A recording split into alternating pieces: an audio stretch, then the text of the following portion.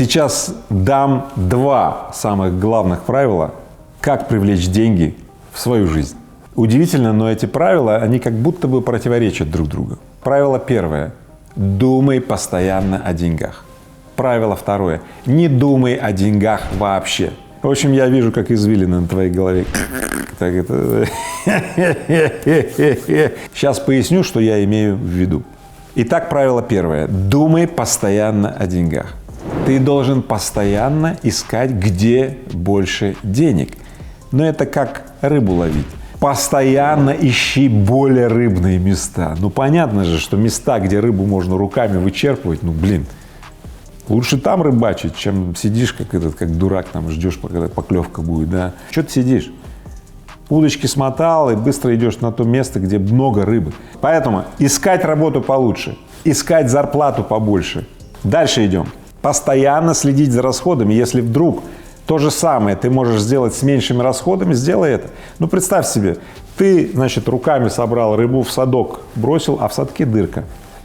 И часть рыбы, значит, уходит. Ну, понятно, заткни дырку, чтобы рыба-то не уходила. Поэтому думай о расходах. Как с меньшими расходами сделать то же самое, что ты сейчас делаешь. Поехали дальше. Постоянно сравнивать себя с рынком. Вроде рыба нормально, вроде ты ее черпаешь, в садок складываешь, дырку заткнул, но ты видишь, что у соседа там рыбы еще больше. Он вообще лопатой гребет, поэтому манатки собрал и срочно на то место, где рыбы больше. Постоянно сравнивай себя с рынком, постоянно ищи еще большую зарплату, еще меньше, чтобы напрягаться на работе, постоянно монитори все. Ну и в финале этой части отмечу особо, следи за тем, чтобы тебя не обманывали. Вот почему-то те, у кого не так много денег, постоянно стесняются дожать. Если им, например, дали не очень хорошую услугу, сервис и так далее, они как-то боятся спросить, настоять на то, чтобы им заменили бракованный товар и так далее. Почему? Не стесняться, просить, настаивать.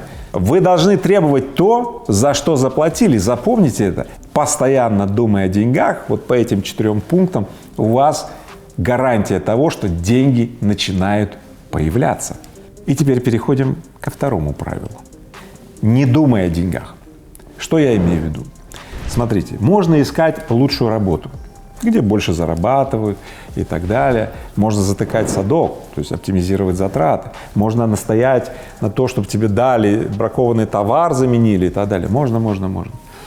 Но тот, кто постоянно только этим занят, в лучшем случае получит то, что у него будут какие-то деньги, нормальные деньги. Но он никогда не получит большие деньги. Самые большие капиталы были сделаны людьми, которые сделали для многих людей что-то очень полезное. И те люди, для кого они сделали полезное, по копеечке им заплатили. И так огромное количество денег появилось в жизни этих людей. Чем были одержимы эти люди, когда создавали эти капиталы? Да, они были одержимы не деньгами, они не думали о деньгах в этот момент, они думали именно о том, как сделать что-то феноменальное, какое-то IT-приложение, какой-то сервис, какой-то продукт такой, который будет нужен огромному количеству людей, принесет им пользу. Мироздание устроено очень просто.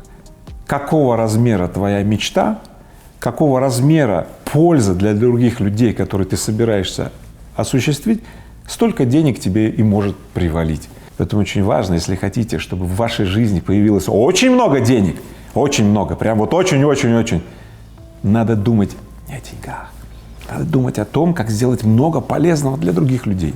Вот и я и думаю, и не думаю о деньгах. Думаю, потому что я веду их учет, я постоянно оптимизирую затраты, расходы. Я постоянно требовательно отношусь к поставке мне качественных продуктов и сервисов, ведь я за это заплатил. И одновременно с этим я не думаю о деньгах. Я думаю о том, как сделать много полезного для других людей. И когда у меня это получается, у меня вдруг становится очень много денег, которые я беру и использую для реализации той самой цели, сделать что-то невероятно полезное для миллионов людей. Воспользуйся этими 2 простыми правилами. И думать о деньгах, и не думать одновременно. И у тебя будет такое количество денег в жизни, что ты забудешь вопрос, с которого я начал.